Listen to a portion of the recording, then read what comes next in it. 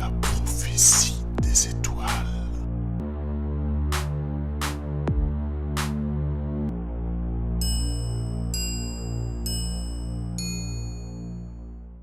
Épisode 1. Un prophète tombé du ciel. Module de propulsion endommagé. Pénétration dans l'atmosphère. Calcul de la trajectoire. Risque de collision avec la surface. Survie estimée à 0,1%.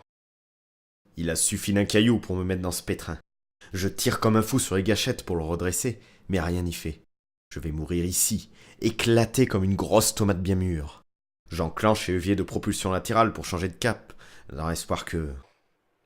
Erreur. Propulsion latérale hors service. Impact dans 2 minutes. Je tape comme un fou sur les commandes pour forcer le système, mais ce fichu truc ne m'obéit pas. Il est conçu pour me sauver la vie, mais il fait tout le contraire. Ah, je regrette le bon temps où tout était purement mécanique. Je laisse tomber le cockpit et rassemble mes affaires dans un caisson étanche. Je n'ai d'autre choix que de m'éjecter à surface, et ça ne m'enchante pas. Je me prépare dans l'urgence, arrivant péniblement à prendre ce que je veux à cause des soubresauts. Ça secoue de partout, pire que quand le serveur veut ouvrir un jus de fruits. Je ferme la caisse avec le matériel de survie, puis j'expédie dans la nature, sauf qu'elle s'ouvre au moment de l'éjection. Je prends le fusil accroché au mur, puis je saute dans la combinaison. Je m'attache rapidement avant de pousser le bouton d'éjection. Le module auquel je suis relié s'élève dans les airs avant de déployer son parachute. 10 secondes plus tard, mon vaisseau s'écrase au sol et explose en 1000 morceaux, projetant ses débris si haut que j'ai failli être blessé. J'atterris en à peine 3 minutes, encore un peu sonné par l'impact. Les senseurs de ma tenue indiquent que l'air est respirable. J'enlève donc mon casque avec bonheur, car je commençais à crever de chaud. Le régulateur de température ne fonctionne pas, et je suis ici sous une vraie fournaise. Minimum 30 degrés au sol. Ça s'annonce mal si je ne mets pas la main sur un peu d'eau. Avant d'aller récupérer des trucs utiles, j'ouvre l'application SOS. Elle permet d'enregistrer une courte vidéo d'appel à l'aide, avec toutes les coordonnées qu'il faut pour retrouver ma position. Il faudra tenir au minimum 1 semaine avant qu'on vienne me secourir. Mais je suis un survivant. Je pense arriver à m'en sortir.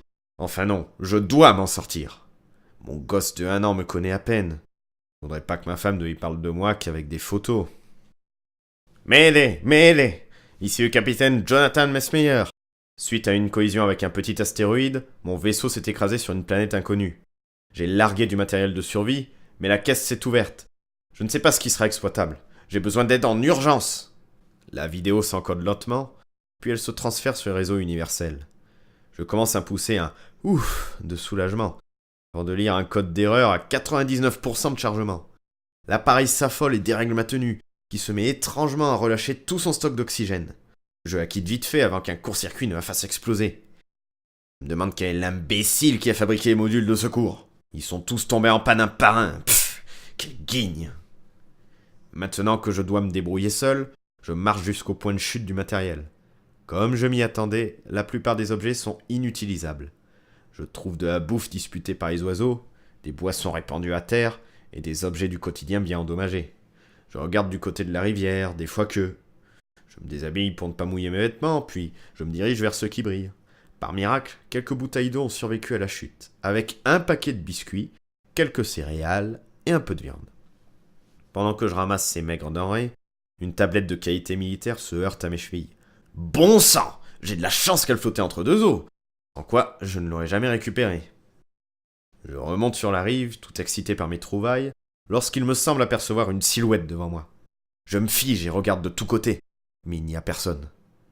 Affolé, je me précipite sur mes affaires pour prendre le fusil, mais tout a été chamboulé. Des traces de pieds m'indiquent la direction prise par le voleur. Je pense que c'est un singe, d'après les marques. Il a la même forme de pied que nous.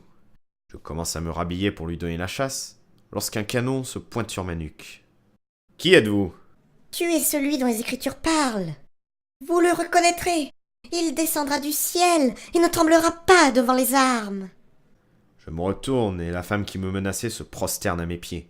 Elle est magnifique, avec une belle peau cuivrée et des cheveux bleutés. Je ne sais quelle est cette race humanoïde qui parle ma langue, mais avoir des croyances si ridicules laisse penser qu'ils sont arriérés. Toutefois, ils laissent leur femme porter la chemise et le pantalon. Que dois-je en conclure ?